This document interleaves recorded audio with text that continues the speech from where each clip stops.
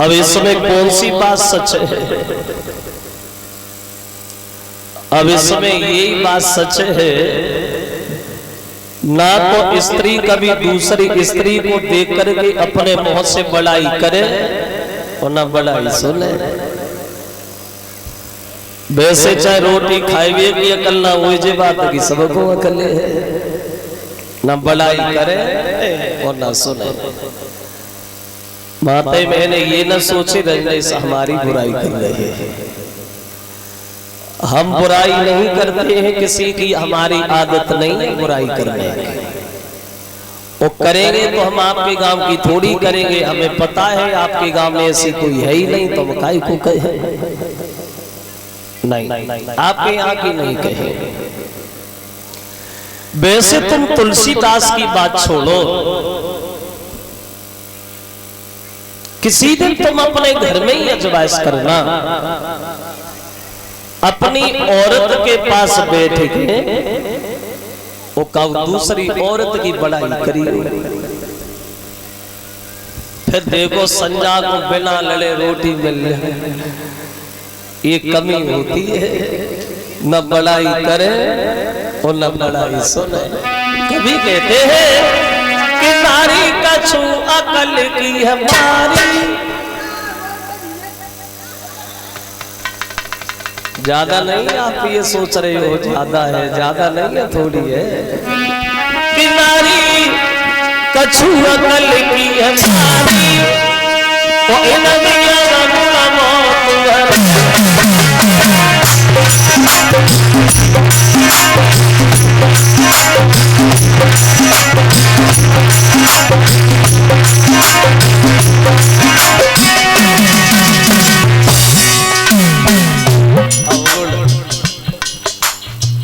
अवगुण की खाने है औरत।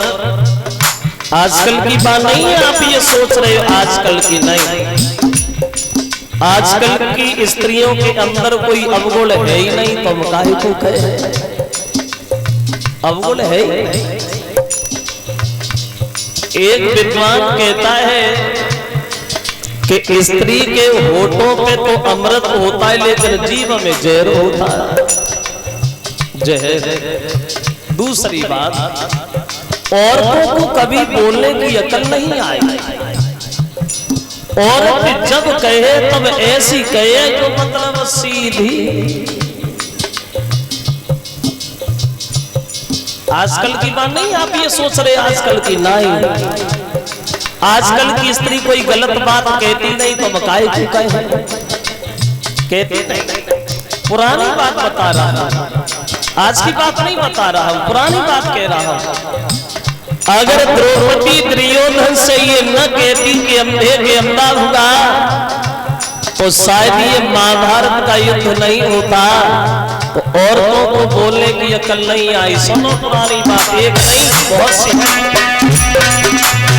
नारी की बात से बड़े बड़े बिगड़े, द्रौपदी की बात से दुर्योधन से उजड़े, की बात में दशरथ भी मरी है।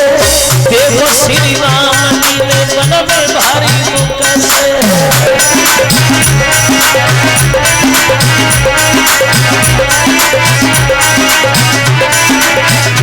और सुनो, मेनका के पीछे विश्वामित्र हारी और भूले नारद से ज्ञानी जो नारी के पीछे घूमेंगे, आज भी तो देखो जाने के बड़े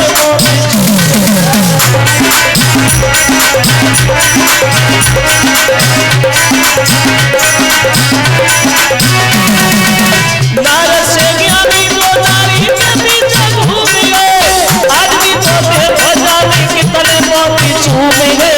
बड़े बड़े पैरन वाले वो भी नहीं पा रहे, नरकी है बात ब्याह जो देवता दिया।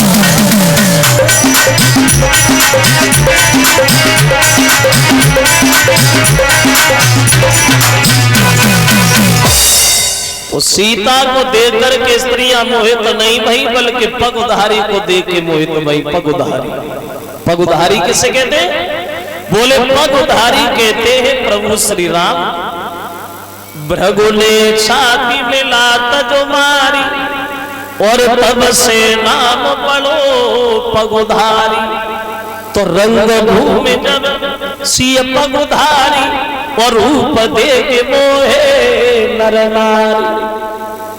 सीता को नहीं राम को देख के मोहित गए। अब क्या हुआ?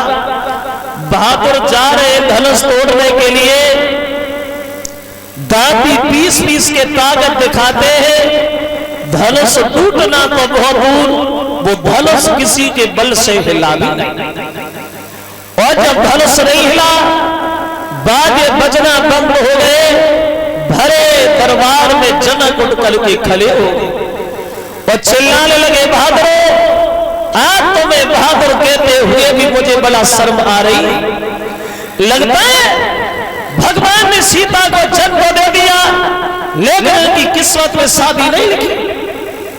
अगर ये बात मुझे पहले पता हो दुनिया में कोई बहादुर नहीं है तो ये धनुष को तोड़ने का फैसला नहीं करता। चले जाइए अपने अपने घर के लिए। खुले शब्दों में कह रहे ये पृथ्वी क्षत्रिय से हीन है।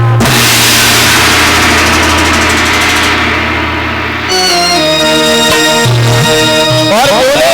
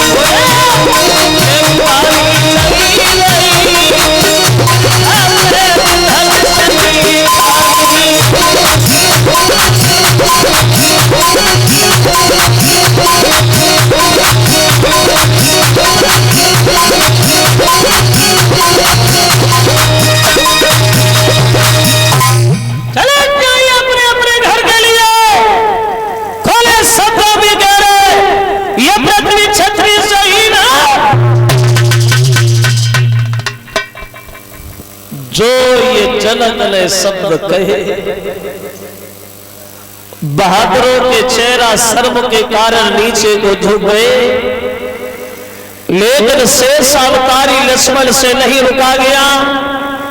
लक्ष्मण खड़े हो गए और चिल्लाने लगे, जनक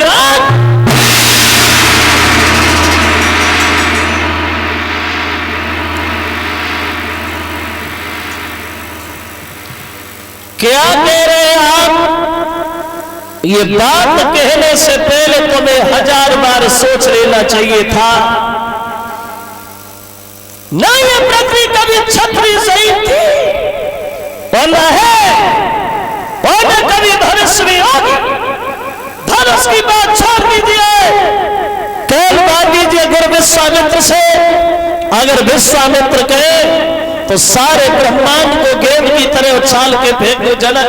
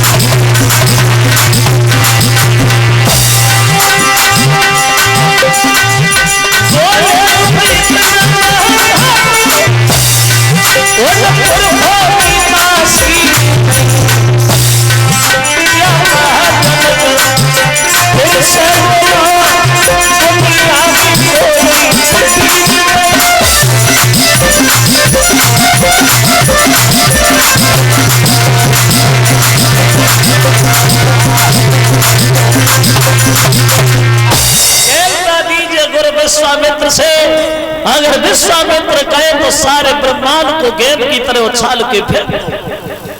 जो ये शब्द लक्ष्मण ने बोले कि ब्रह्मांड उछाल दिए, बहादुर लोग लक्ष्मण के चेहरा पे टकटकी लगा के देखते ही रह गए। छोटा सा बच्चा वो कितनी बड़ी बात बोल गया, ब्रह्मांड उछाल दे, बुद्धि खराब हो गई है, पागल हो गया है।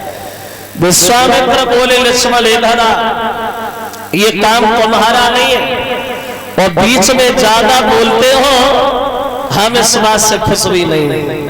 लक्ष्मण बोले माफ करना गुरुदेव तो बोल गया, लेकिन बहादुर मर सकता है, ऐसी वचन कभी सेन नहीं कर सकता।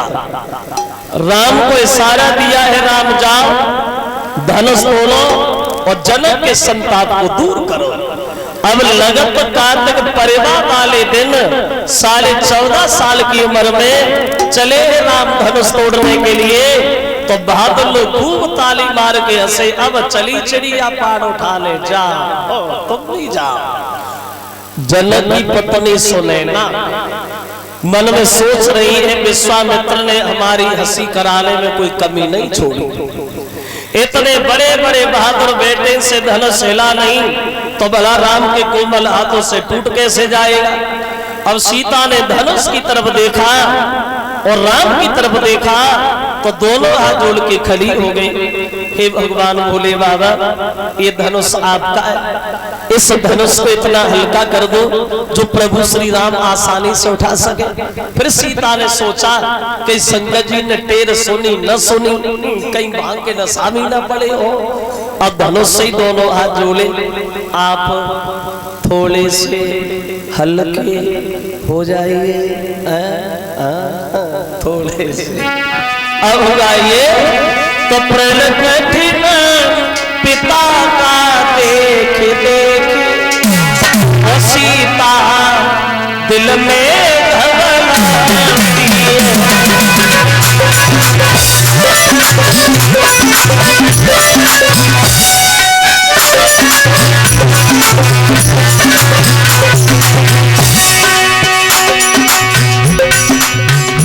अब चले प्रभु श्री राम, बढ़ते गए आगे, धनुष के पास पहुंचे, एक हाथ से धनुष उठा लिया। धनुष उठाते तो सबने देखा, लेकिन जब वो धनुष टूटा तो किसी ने नहीं देख पाया। ऐसा पता नहीं तब झुका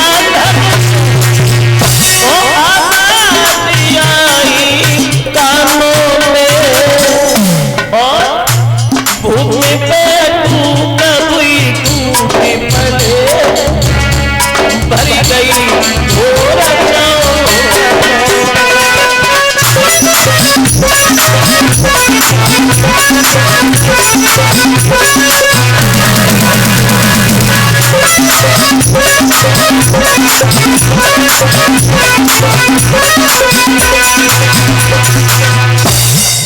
धनुष उठाते तो सबने देखा, जब टूटा तो किसी ने नहीं देख पाया। आवाज, तेज आवाज, धनुष जब जमीन पे गिर गया तो लड़कियां बोली सीता जी अब क्या देख रही हो, जयमाला डाल दो, टूट गए। अब सीता जयमाला डालवे को आगे बढ़ी, लेकिन जयमाला डाल ही नहीं पा रही, उछक उछक के रह जाती, गर्दन तक पहुंची नहीं रही है। उम्र में अंतर था कितना। जब राम ने धनुष तोड़ा था तब राम की उम्र थी 14.5 साल और सीता की उम्र थी मात्र 6.5 साल। और जब गर्दन तक नहीं पहुंच पाई तो जनकपुर की लड़कियां राम से अनुरोध करती है, राम एक हमारा काम करोगे क्या? तो लड़कियां बोली है राम के जोगी बोली के जोगी जइयो तन कर रघुवीर लली मेरी बारी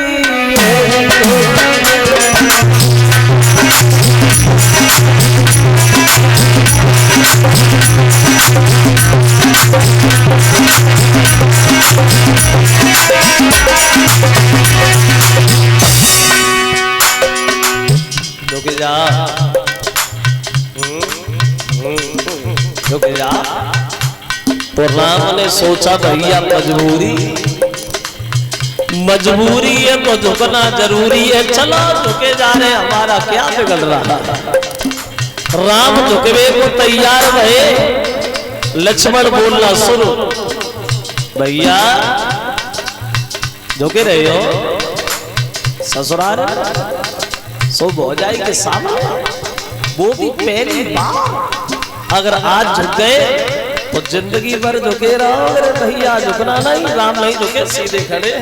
तो लड़कियां बोली झुकना पड़ेगा